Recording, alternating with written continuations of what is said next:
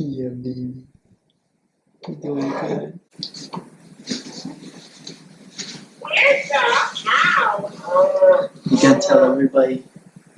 Good morning. You can tell. You can tell them good morning. You can tell the people what we're going to talk about today. Tell them. Say, we're going to review and try and use Experian Credit Boost. Go on. Tell them. So good morning, everybody. Welcome back to the channel. My name is B. This is my channel, Life According to B. This is my son, SJ. He's going to help us review the Experian Credit Boost. I downloaded the app a few days ago, and I've been waiting to use it so I could do it live for the video. So I got it on my phone. I got the screen record on, so I'll throw that up on the screen right now.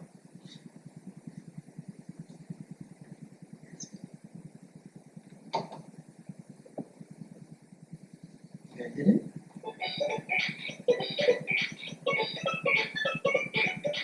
Learn with me. Monkey. Okay, so currently my credit score is sitting at a 753, which has actually gone up a good amount in the last couple months because we just closed on our house 4 months ago, which kind of crashed my credit to like the high sixes, but now it's recouped back up above 640 or 740. So here's what we're going to do. We're going to go over here. We're going to go to Experian Credit Boost. Okay. So we click the Experian Credit Boost.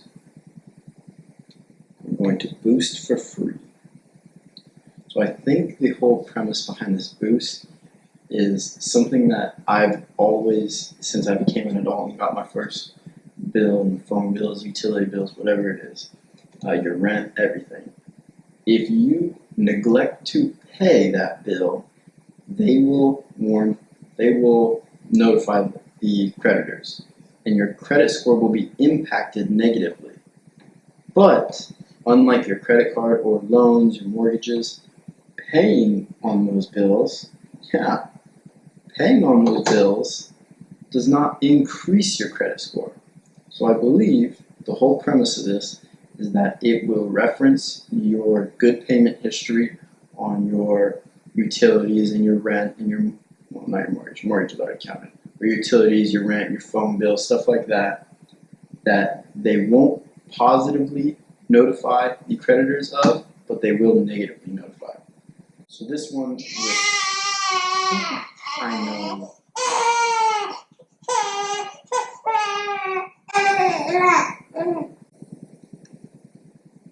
I know, buddy. Why would they negatively notify the creditors but not positively notify them? It makes no sense. But maybe this will help. Okay, so from the last year and a half, no, scratch that. For the last 2 years, 1, 2, 3, 4, 5. for the last 2 years, what's wrong? For the last 2 years, the only time I've had a utility bill is recently, since April. 1, 2, 3, 4, 5. Before that, me and my wife lived with my parents for a few months after I got out of active duty. Before that, we lived in a van for about 5 months, and then before that, we lived in a tent for about 5 months. The year prior to that, I was on deployment. So no utility bills. We share a phone plan with my mother, so my mom pays the bill. We just pay my mom every month. So that won't affect my credit, but we'll see what I can gain from this. So electric bill, start my free boost. Let's go.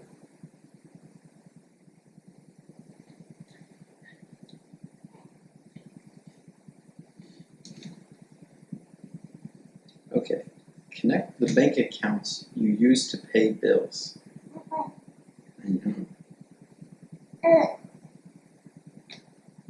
Get it? Okay, so it says search more than 8,000 secure banks. Let's see, is my bank on here?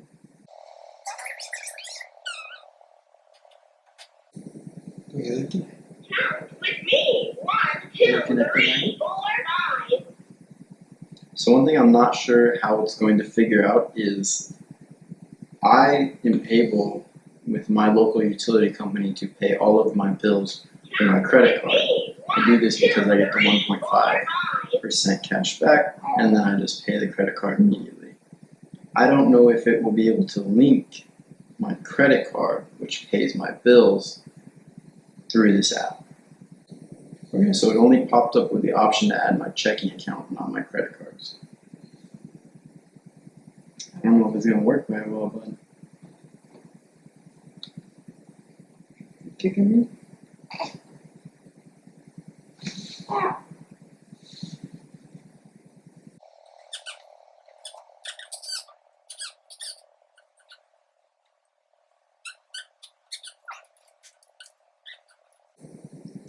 Okay, so it's still searching.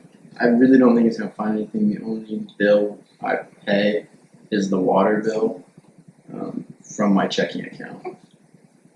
And if it only finds that, it's like $40 a month. Oh, okay, here we go. It says, do you pay by credit card? There we go. Okay, so found out the problem. Unfortunately, we can't add bills you pay by credit card to your credit file through Experian Boost. So I kind of suspected that was going to be the case before because it didn't let me link a credit card. I know, shoot dang, why are we using this cash back? We can get a credit boost. Is that worth it? Is the credit boost worth it to give up the cash back? Probably not, huh?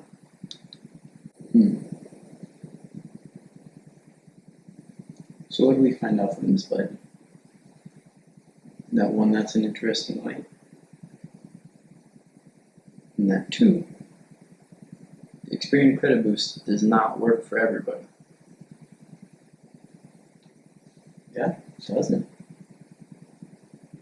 Personally, you got it. Hit that one. Hit it. Easy. With me. 1, 2, 3, 4, 5. But the moral of the story is if you pay your utility bills, your phone bills, your electric bills, your rent, all of those with a credit card, you will most likely not be able to experience any benefits from the Experian Credit Boost. Now, if you pay all of your bills, Now, if you pay all your bills with your debit card or have it directly transferred from your checking account, you will most likely be able to experience some benefit from the Experian Credit Boost. I know all of their commercials, said that you can get like a 30-point increase. I don't think even if I had been paying all of my bills through my debit card, I would have experienced anything like that. I don't have much higher I can go up at this time because my average credit history is so low. I'm only 22 years old. My longest open account is only it's a little bit less than 5 years old. For me personally, I am not going to switch my bills from my credit card to my debit card just to gain the points on my credit score. I'd like to know what Experian says about if Credit Boost is better for your credit score than using your credit card wisely and paying it off before the monthly bill comes. I know that the money I get back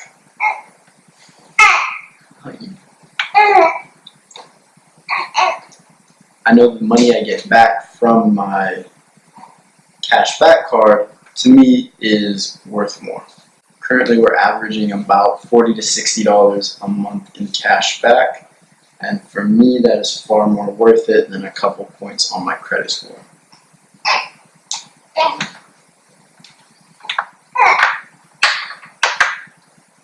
Now, if you had a low credit score, you were sitting in the low 6s, the 500s, maybe you're at a high 9 and need to get over the 720 so you can qualify for prime rates on a mortgage, using the Experian Credit Boost and shifting all of your utility bills and other monthly bills to your debit card may benefit you.